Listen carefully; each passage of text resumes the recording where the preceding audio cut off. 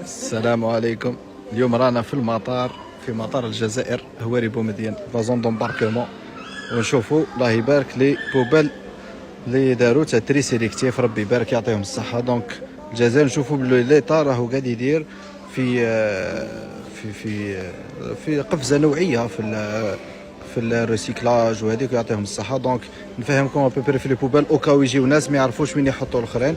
دونك هنا جون سي نحطوا الريسيكلابل الحوايج قابله للرسكله، وهنا نحطوا الكوتي فير نون ريسيكلابل الحوايج اللي يطيشوا ديريكتومون اورغانيك وهذا كيما نقولوا.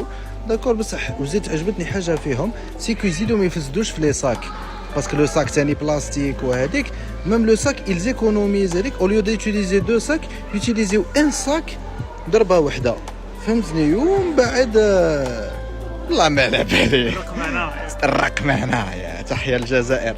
نعم متابعينا الكرام، ما شاهدتموه قبل قليل ليس بمزحة وليس بفيديو كوميدي.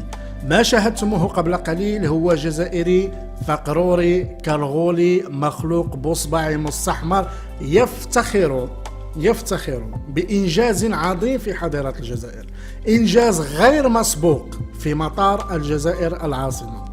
أشنو هو هذا الإنجاز؟ نظام حضارة الجزائر نشر لهم سلة نفايات أو مهملات طروا ديال الزبل حاشاكم. على أحد الجوانب مكتوب فيه النفايات التي يعاد تدويرها، وعلى الجانب الآخر النفايات التي لا يعاد تدويرها. ها النفايات اللي كترسكل واللي ما كترسكلش. البوصباعي أول مرة غادي يشوف هذا الشيء فاعتبره إنجاز كما سمعتم في هذا الفيديو. البوصباعي أول مرة غادي يعرف بأنه كاين هناك نفايات يتم إعادة تدويرها ونفايات لا يتم إعادة تدويرها، وداير عليها فيديو ويفتخر وما شاء الله الله يبارك وإنجاز عظيم، وحضارة الجزائر تقدمت ووصلت الآن لمصافي الدول الكبرى والعظمى باش بسلة نفايات زعما لا حول ولا قوة إلا بالله.